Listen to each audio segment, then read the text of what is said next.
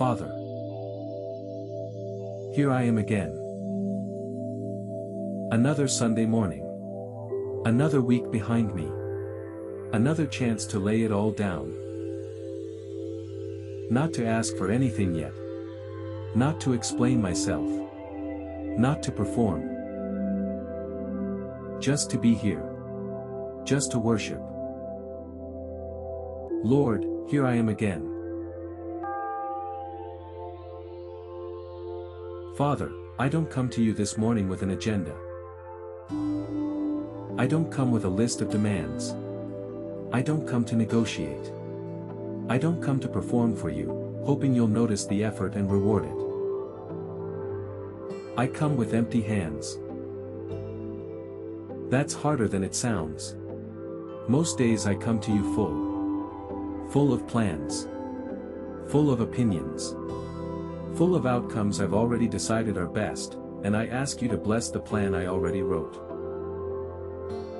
Not today. Today I open my hands. I let go of the need to control how this goes. Not how this prayer goes. Not how this day goes.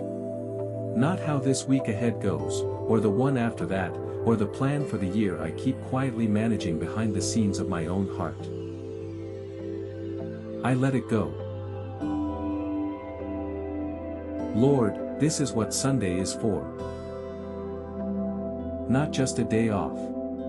Not just a pause in the calendar. A returning. A coming back to the center after a week of being pulled to the edges. A coming back to worship after a week of striving. A coming back to you, not because I have something to offer, but because you are worth coming back to. So this morning I'm not bringing you my resume. I'm not bringing the wins from this week to show you what I accomplished. And I'm not bringing the failures either, to apologize my way back into your good graces. I'm just bringing me. Here I am again. Lord, I confess something to you right now. So much of my life is built around control. Managing the outcome. Engineering the result. Making sure things go the way I've decided they should go. And I bring that same posture to you sometimes. I come to prayer like a negotiation. Like a transaction. Like if I say the right words, hit the right spiritual notes, show up consistently enough, I'll earn the outcome I want. But that's not worship. That's performance wearing worship's clothes. Real worship doesn't ask, what do I get out of this? Real worship says, you are worthy, regardless of what I get. Lord, teach me that this morning. Teach me to worship you not because of what you're about to do for me, but because of who you already are. Lord, I think about how this week actually went. The alarm that went off too early. The inbox that never emptied. The calendar that filled itself faster than I could clear it. I spent so much of it managing. Managing my schedule. Managing my image. Managing what people thought of me, what my results said about me, what my week would prove about my worth if anyone bothered to keep score. And Lord, if I'm honest, I brought some of that same managing energy into this prayer just now. I almost started by telling you what I need you to do this week. I almost skipped straight to the requests. I almost walked past worship on my way to my agenda. But not this morning. This morning I want to practice something different. Coming before I ask. Being before I do. Worshipping before I request anything at all. So Lord, before one more petition leaves my mouth, I just want to be with you. Not managing this moment either. Not trying to make it productive. Not treating stillness like one more item to check off a spiritual list. Just being here. Here I am again, not managing you, not negotiating with you, just present with you. Father, I want to bring you a story this morning. A woman named Mary, in a town called Bethany, 6 days before the hardest week Jesus would ever walk through. There was a dinner that night. Lazarus, the one Jesus had raised from the dead, reclined at the table. Martha served, the way Martha always served. And Mary did something strange. She took a jar of perfume. Pure nard. Expensive, worth about a year's wages for an ordinary worker. And she poured the entire thing on Jesus' feet. Not a drop. Not a symbolic amount. The whole jar. Then she wiped his feet with her hair, an act so intimate, so vulnerable, that everyone in the room would have felt the air change. And the house filled with the fragrance of it. Judas objected. Said it was wasteful. Said it could have been sold and given to the poor. And on paper, he wasn't wrong about the math. But Jesus defended her. Said, leave her alone. Said she had done this to prepare him for his burial. Said wherever the gospel is preached, what she did would be told in memory of her. Lord, Mary's worship wasn't practical. It wasn't efficient. It wasn't reasonable. It didn't make sense on a budget spreadsheet. It was extravagant. It was impractical. It poured out something valuable and didn't calculate the return. And that's exactly what made it worship. Lord, I want to worship you like that this morning. Not the calculated kind. Not the kind that gives you the leftover minutes of my day and calls it devotion. Not the kind that worships only when it's convenient, only when the mood is right, only when there's something in it for me. I want to pour something out that doesn't make sense to anyone watching. My time this morning, when I could be doing a dozen other things. My attention, undivided, even though my mind wants to wander to the week ahead. My honesty, even the parts of me that aren't impressive, that I'd rather keep in the jar, sealed up and never opened in front of anyone. I break the jar this morning, Lord. I pour it out. Here I am again, not with a calculated offering, but with everything I have. Lord, I think about how the room must have smelled that night. Every person there would have carried that fragrance home with them. On their clothes. On their skin. For days afterward, probably, every time they caught the scent of it, they would have remembered what they witnessed, one woman, refusing to hold back. That's what real worship does. It doesn't just happen and disappear. It lingers. It fills the room and follows people out the door. Lord, let my worship this morning be like that. Not something I do and then forget by lunchtime. Something that lingers into the rest of my Sunday. Something that follows me into Monday morning, into the meeting, into the traffic, into the ordinary hours where nobody would guess I spent this morning pouring out a jar at your feet. Let the fragrance of this moment stay on me. Father, before I go any further, I want to pause and remind everyone praying with me right now, if this prayer is meeting you where you are, take 30 seconds and hit subscribe. Not for me. For you. So tomorrow morning, when you need this same kind of quiet, it's already waiting. Okay, Lord. Let's keep going. I want to bring you another story now. An older one. A harder one. Abraham and his son, Isaac. Isaac wasn't just a son to Abraham. He was the promise. The one Abraham and Sarah had waited decades for. The one who carried every hope God had spoken over their lives. And God asked Abraham to take that promise up a mountain and offer him as a sacrifice.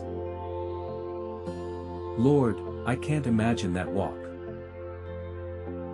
3 days. 3 days of walking beside the son he loved more than his own life, carrying a knife and fire and wood, knowing what was waiting at the top. Isaac asked him, "Father, where is the lamb for the burnt offering?" And Abraham said, "God himself will provide the lamb." He didn't know how. He just trusted that he would.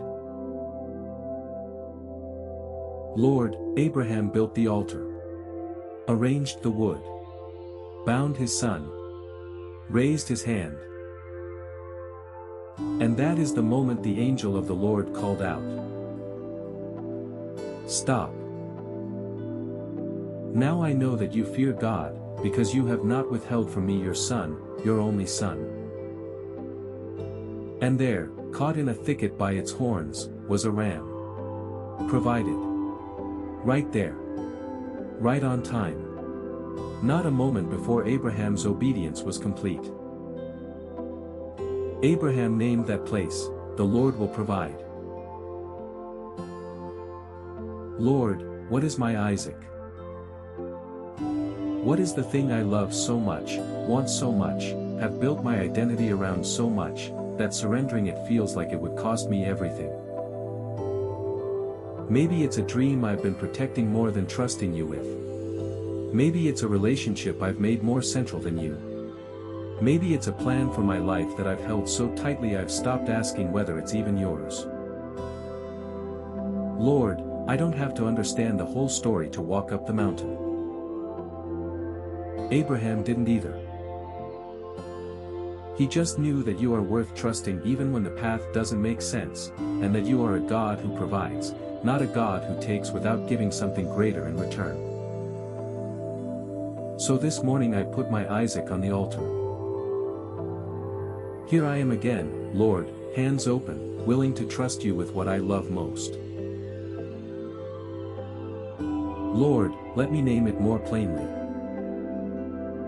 Maybe my Isaac is my career, the title, the salary, the sense of importance I get from being needed at work, that I've quietly let define more of my identity than you ever intended it to. Maybe my Isaac is my children's future, the school I want them in, the path I want them to walk, the outcome I've already decided is best for their lives, when they were never mine to script in the first place. Maybe my Isaac is my reputation, the way I'm perceived, the image I protect at almost any cost, the fear of what people would think if they saw the whole truth of me. Maybe my Isaac is a financial cushion I've built that has quietly become my source of peace instead of you. Maybe my Isaac is a relationship I love so much that I've started organizing my whole life around keeping it comfortable, even when keeping it comfortable means avoiding you. Lord, whatever it is, I bring it up the mountain this morning. Not because you want to take it from me out of cruelty. Abraham's story was never about a God who delights in loss. It was about a God who wanted to know, will you trust me even with this? And Lord, you already answered that question at Calvary. You didn't ask Abraham for something you weren't willing to give yourself. You gave your own son. No ram in the thicket for you. No substitute at the last moment. The full weight of the sacrifice, carried all the way through, because there was no other way to bring me home.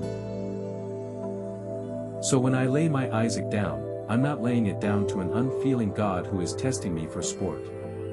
I'm laying it down to the God who already gave everything for me first. That makes it possible to let go.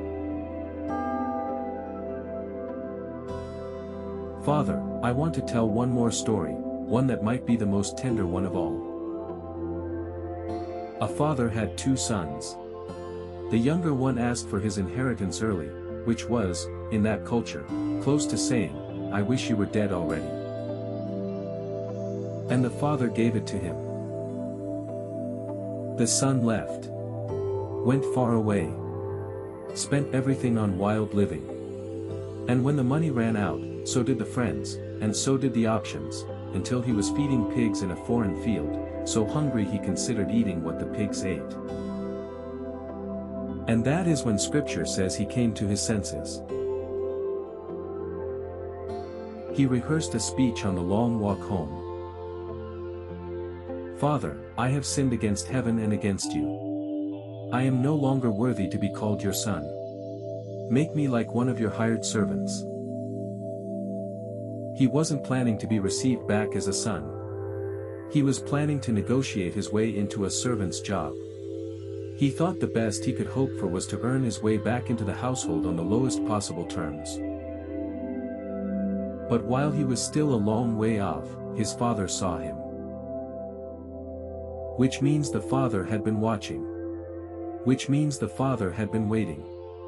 Which means the father ran, an undignified thing for a man of his age and standing to do in that culture, ran down the road and threw his arms around his son and kissed him before a single word of apology made it out.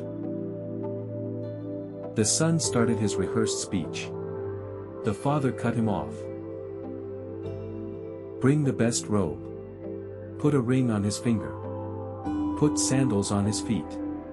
Kill the fattened calf. Let's celebrate, because this son of mine was dead and is alive again, he was lost and is found.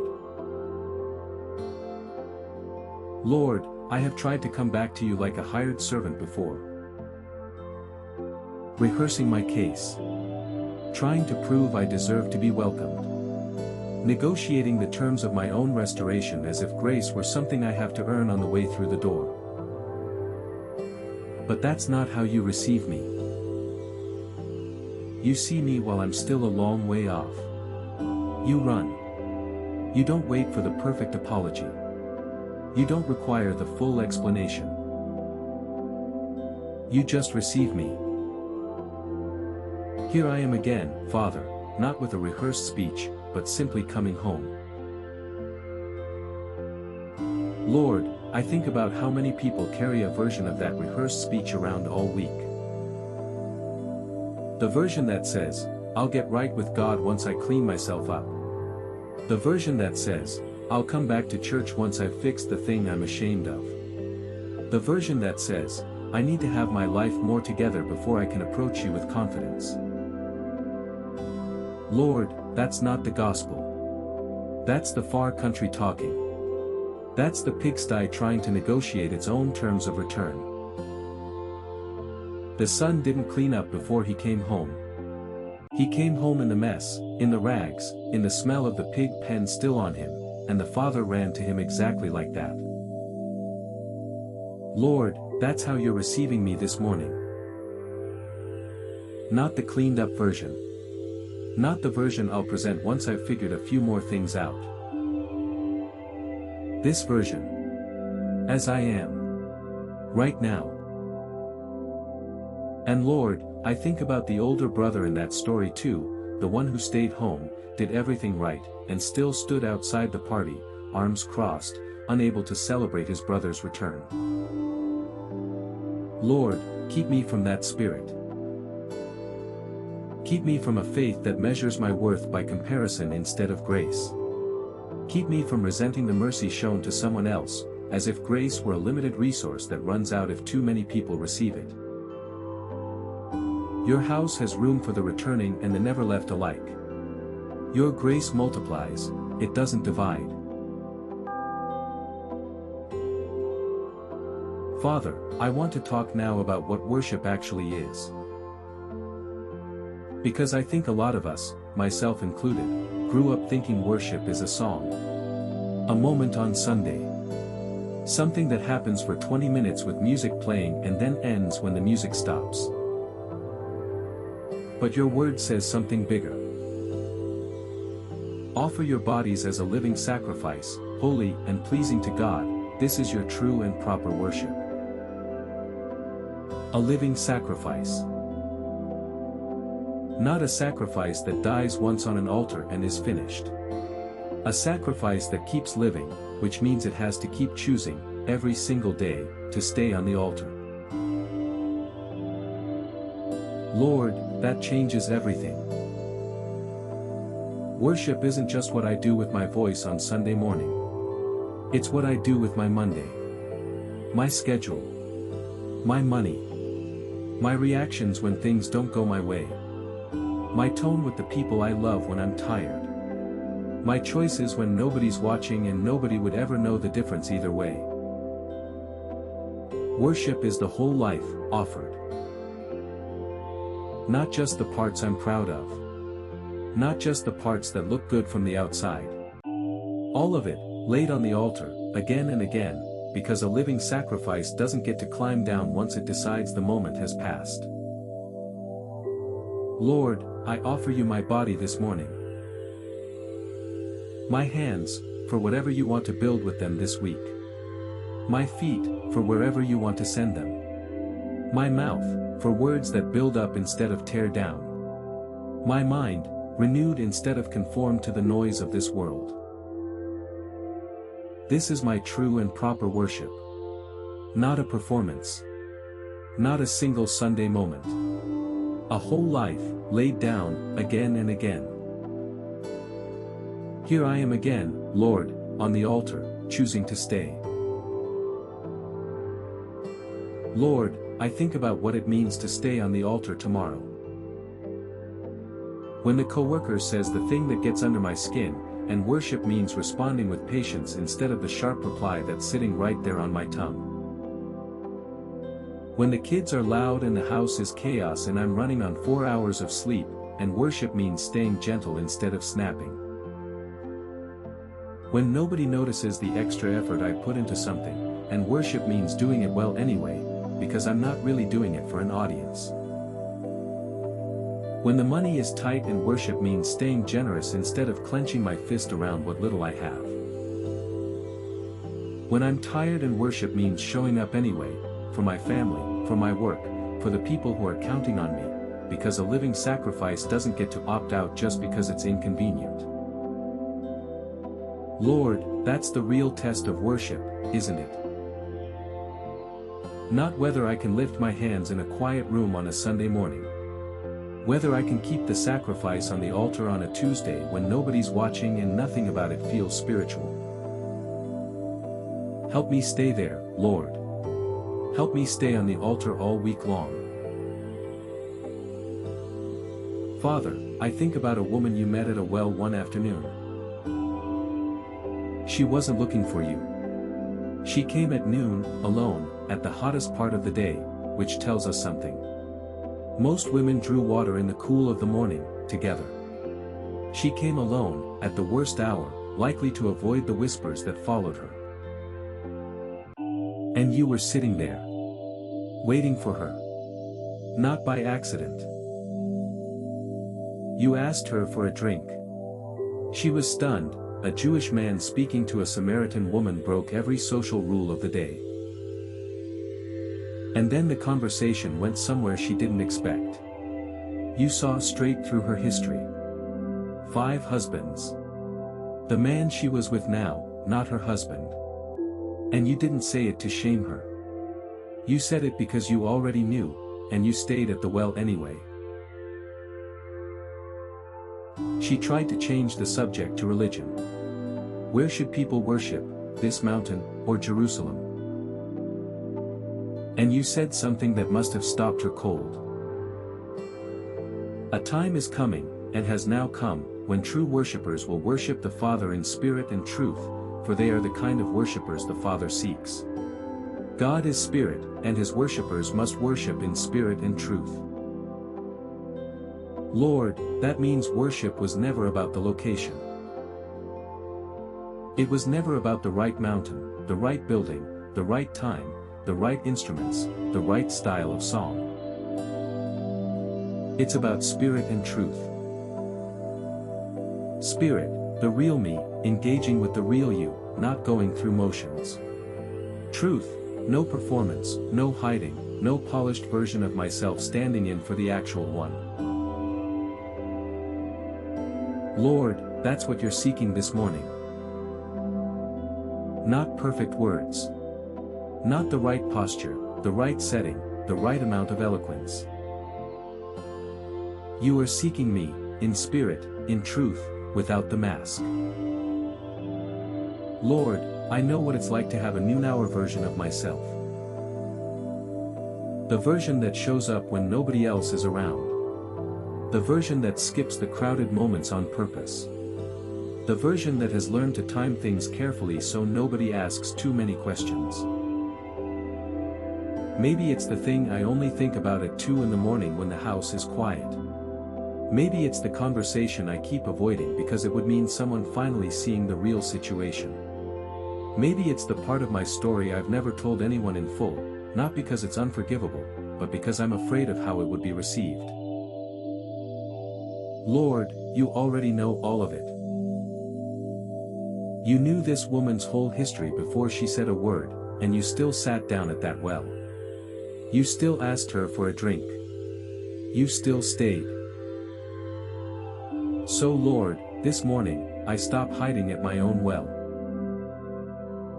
I bring the noon-hour version of myself into the light of this prayer. I stop timing my life around avoiding you. I let you see all of it, not because I've earned the right to be seen, but because you've already proven you stay anyway. So here I am, Lord, not at the well at noon, hiding from everyone, but here in this quiet moment, worshiping in spirit and truth. Not because I've earned the right to. Because you are the kind of God who sits down at wells and waits for people like me.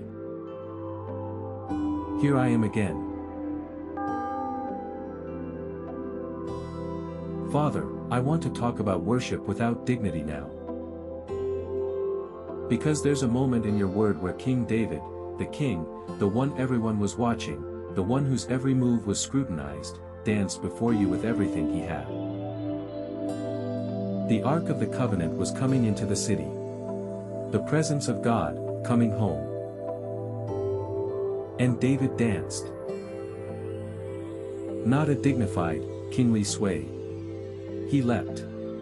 He spun. He wore a simple linen garment instead of his royal robes, and he danced before the Lord with all his might.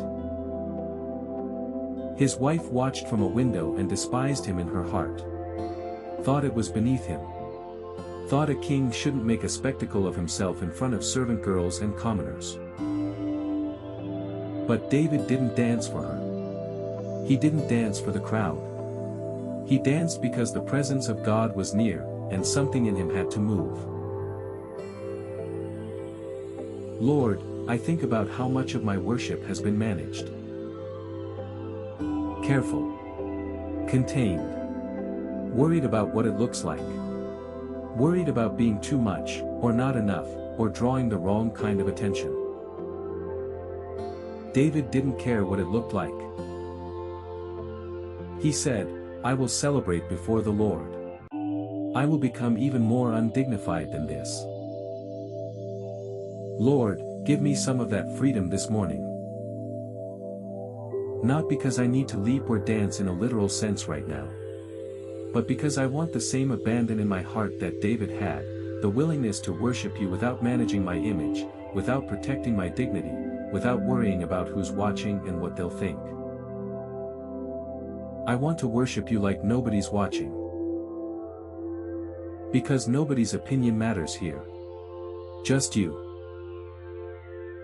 Lord, I think about all the small ways I've held back this kind of freedom. The song I've wanted to sing louder in the car but didn't, because someone might glance over at a red light. The hands I've wanted to lift a little higher in church but kept lower, because I didn't want to stand out. The tears I've held back in a worship moment because crying felt like too much exposure for a room full of people I see every week. The prayer I've whispered instead of spoken, because saying it out loud felt too vulnerable, too raw, too much. Michal watched from a window and judged what she couldn't understand. There will always be a window somewhere, and someone behind it, unimpressed. Lord, I don't want to worship for the window anymore. I want to worship for the one the ark represented. I want to dance, literally or in the quiet of my own heart, because your presence deserves a response that isn't managed, isn't measured, isn't calculated for an audience. David lost nothing of real value that day, no matter what Michal thought. He gained a kind of freedom that most of us are still circling, still protecting ourselves from, still too careful to reach for. Lord, make me that free. Here I am again, Lord, undignified, unguarded, unconcerned with how it looks. Just worshiping. Father, 6 words from your word have been sitting with me this morning, and I want to sit in them with you right now.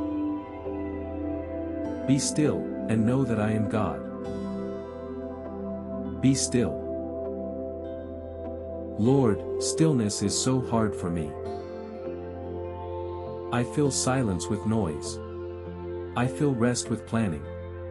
I fill quiet moments with my phone, with my to-do list, with the next thing I think I need to figure out.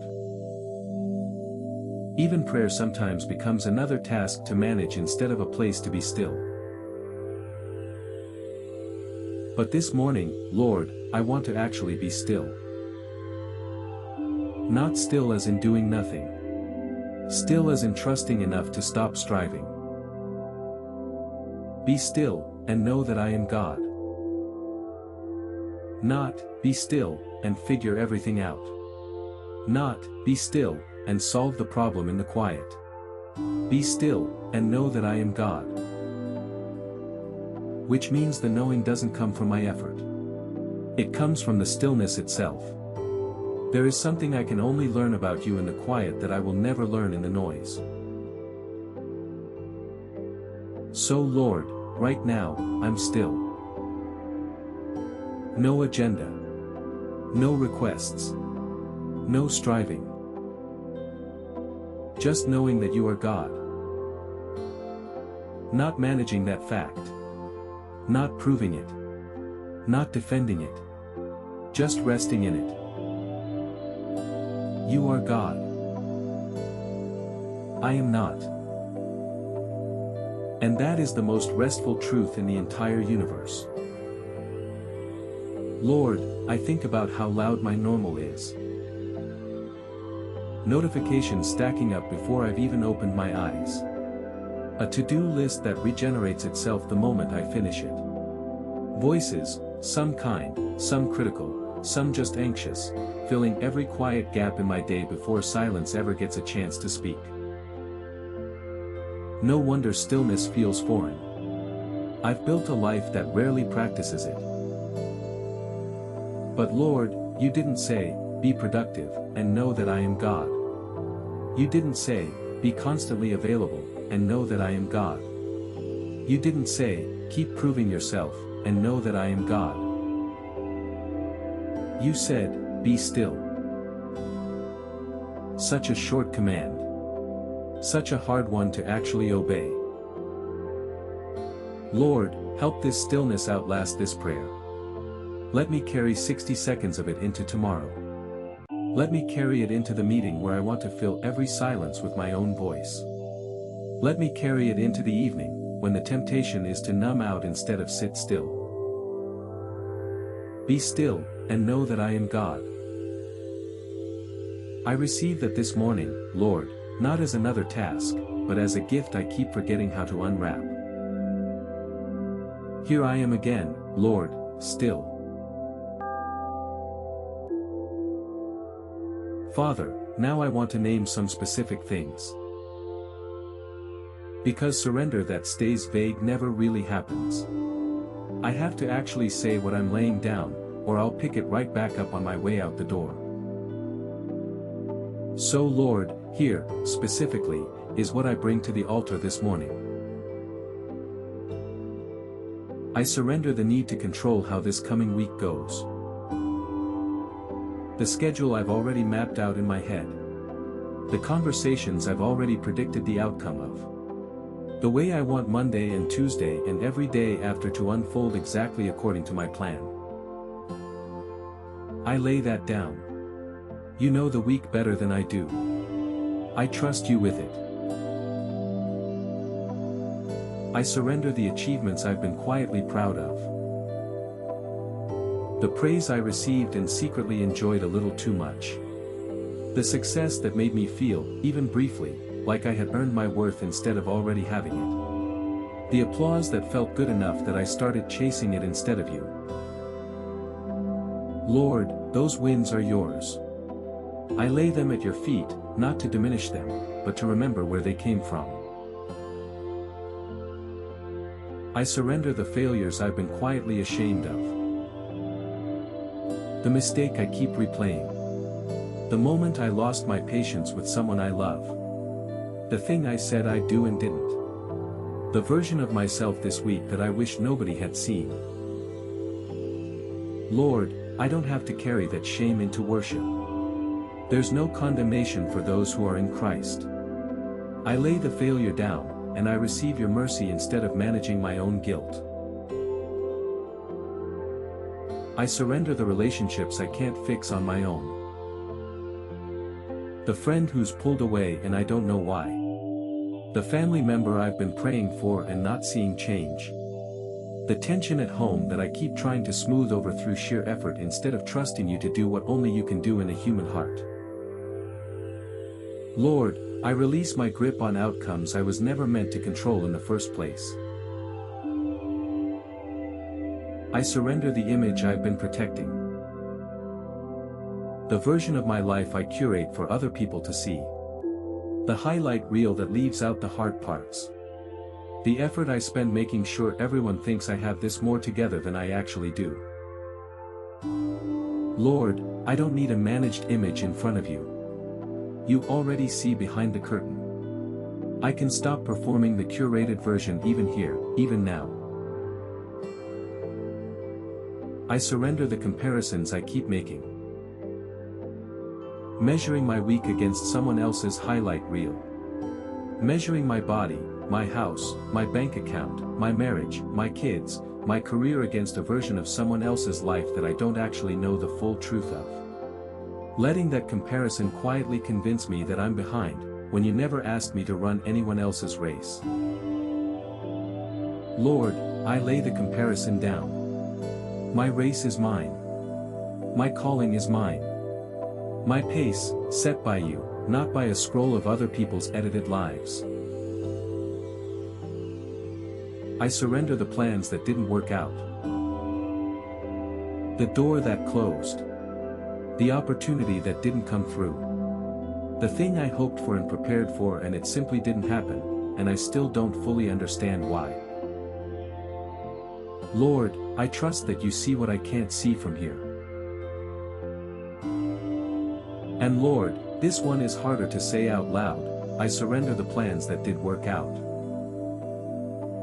Because some of the things that went right this week, I've quietly turned into idols.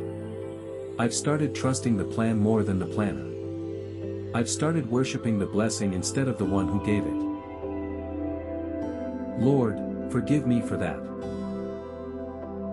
I take the success down off the throne I accidentally put it on, and I put you back there, where you've always belonged. Here I am again, Lord, control surrendered, wins surrendered, failures surrendered, relationships surrendered, plans surrendered, both the ones that broke my heart and the ones I was tempted to worship instead of you. Here I am again. Empty-handed. Open-handed. Fully yours. Father, I want to pray for everyone praying with me this morning. Because this Sunday, all across the world, people are waking up carrying different weights into this same posture of surrender. I pray for the person who is exhausted from trying to hold everything together this week and doesn't know how to just stop and worship without their mind racing to tomorrow's problems. Lord, quiet their mind right now. Let this be the moment they actually rest. I pray for the person who feels far from you this morning, not angry, not rebellious, just distant, like the connection has gone quiet and they don't know why. Lord, you said the woman at the well didn't have to find her way back to the right mountain. You met her exactly where she was. Meet this person exactly where they are today. I pray for the person carrying an Isaac this morning, something precious they've been asked to surrender and haven't been able to let go of yet. Lord, be their provider the way you were Abraham's. Show them the ram in the thicket. Prove, again, that you never ask for surrender without meeting it with provision. I pray for the person who feels like the prodigal son this morning, far from home, ashamed, rehearsing an apology they think they need to perfect before they're allowed to come back. Lord, let them feel you running toward them before they finish the sentence. I pray for the person who has been managing their worship, careful, contained, worried about what it looks like. Lord, give them David's freedom this morning. Let them stop performing and start dancing, even if it's only in their heart. I pray for the person who simply cannot be still this morning, mind racing, body tense, unable to find the quiet. Lord, meet them in the noise and slowly, gently, draw them toward stillness. Let them know that you are God, even before they feel it. I pray for the single parent worshiping with one eye on their children this morning, exhausted before the day even starts, carrying a load that was never meant to be carried alone. Lord, be the other set of arms they don't have. Be strength for the body that doesn't get to rest until everyone else is taken care of. Let them feel, even in the middle of the noise around them, that you see the weight and you are not indifferent to it. I pray for the person who has served in ministry so long that worship started to feel like work. Who has led others into God's presence so many times that they forgot what it felt like to simply receive it themselves. Lord, meet them today not as a leader but as a beloved child. Let them lay down the responsibility for just a few minutes and simply be worshipped over, instead of worshiping for everyone else's benefit. I pray for the person who is doubting this morning, wondering if any of this is real, wondering if prayers actually reach anywhere, wondering if surrender to a God they can't see or hear is naive. Lord, meet their honesty with patience, not judgment. Doubt asked honestly has always been welcome in your presence. Meet them in the question. Don't rush them past it. Let their doubt become the very place where they encounter you. Father, I want to keep worshiping you a little longer. Not asking. Not interceding. Just adoring. You are worthy. Worthy of the perfume poured out, the whole jar, not the leftover drop. Worthy of the mountain climbed, the altar built, the hand raised in trust before the ram appeared. Worthy of the run down the road, the robe, the ring, the celebration for a son who came home with nothing to offer but himself. Worthy of the living sacrifice, laid down again every single morning. Worthy of worship in spirit and in truth, no performance, no mask. Worthy of the undignified dance, the abandon, the leaping without caring who's watching. Worthy of the stillness, the quiet, the knowing that needs no proving. Worthy of the noon hour honesty, the well-side conversation, the worship that has nothing left to hide. You are worthy of all of it, Lord. And you are worthy of me. Not the polished version. Not the version with all the answers. Not the version that has this week figured out. Just me. Here I am again.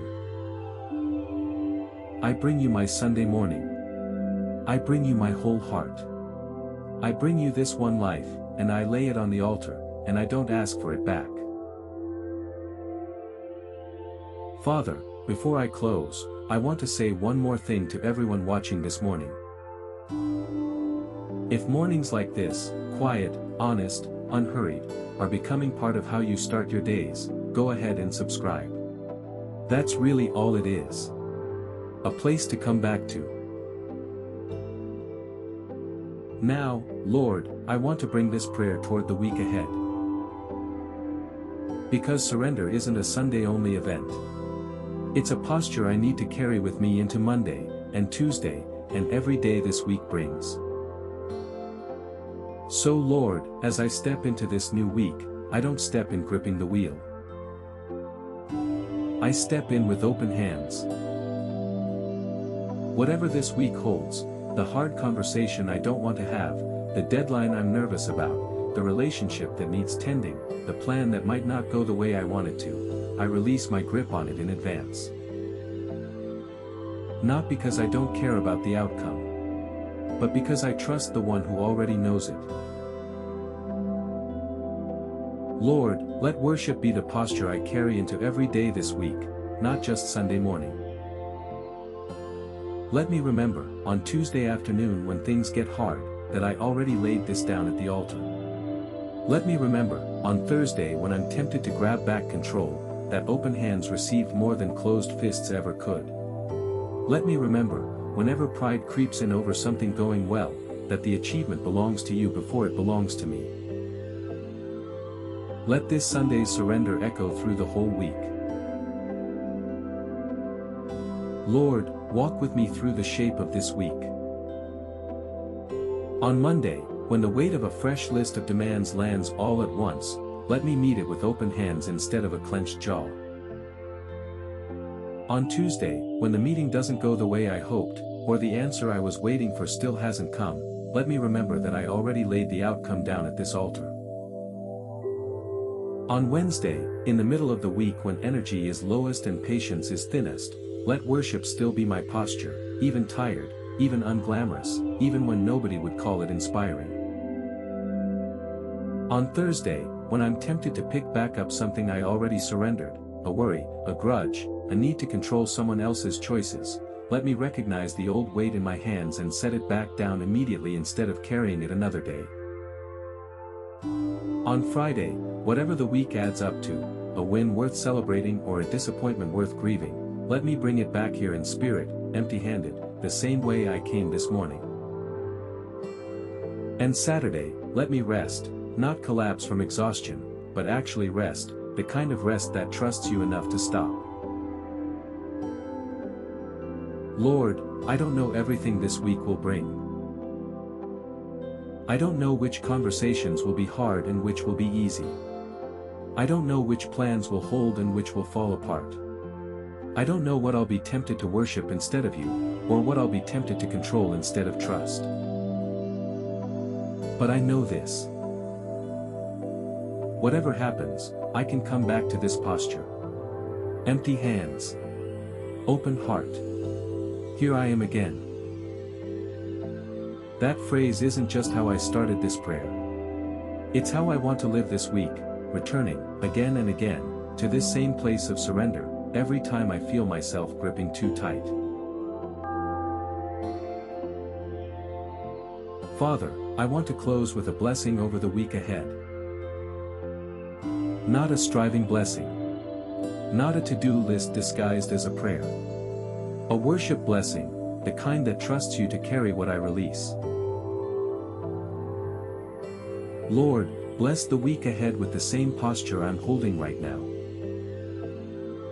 Let Monday begin with surrender instead of anxiety. Let the middle of the week find me still, even in motion. Let Friday arrive and find me having worshipped my way through, not white-knuckled my way through. Let every achievement this week be received with an open hand, offered right back to you, instead of clutched and hoarded.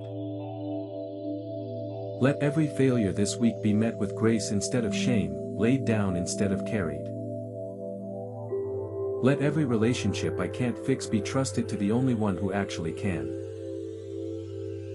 Let every plan, the ones that work and the ones that don't, stay in its right place, under you, never above you.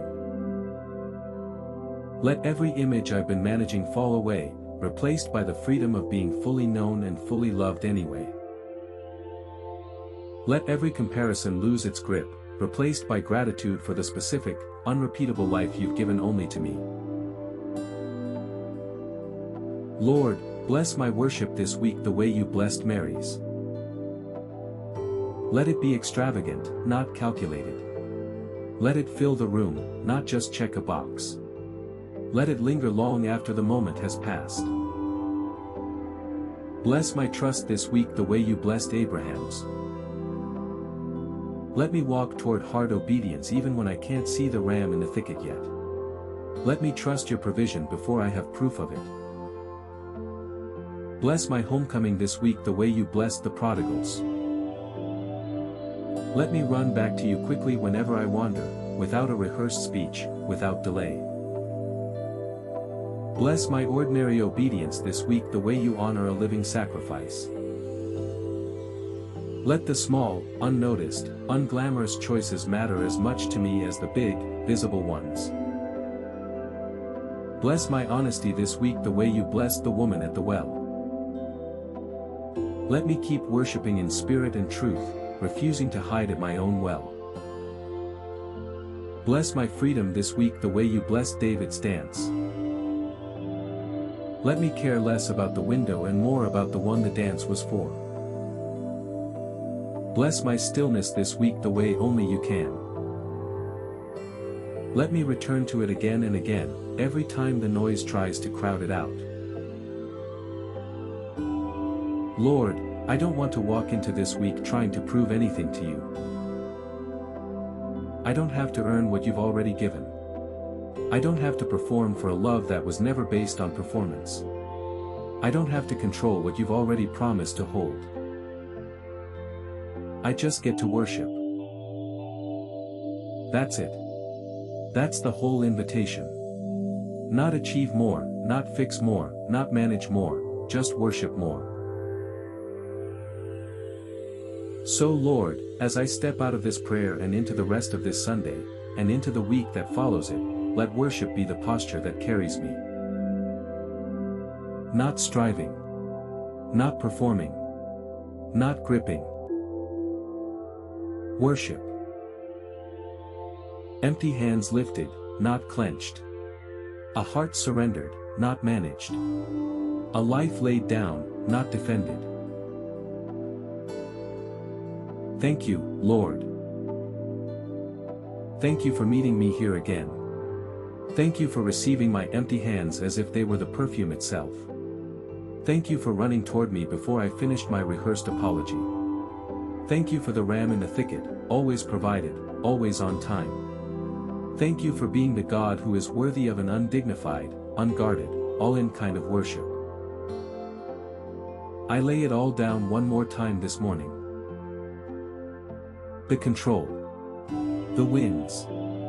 The failures. The relationships I can't fix. The plans that broke my heart. The plans I turned into idols. All of it, here, at your feet. And in exchange, I receive worship. Simple, honest, undivided worship. Here I am again, Lord. Not because I have to be. Because I want to be. Here I am again, surrendered, worshiping, yours. In Jesus' name, we pray. Amen and amen.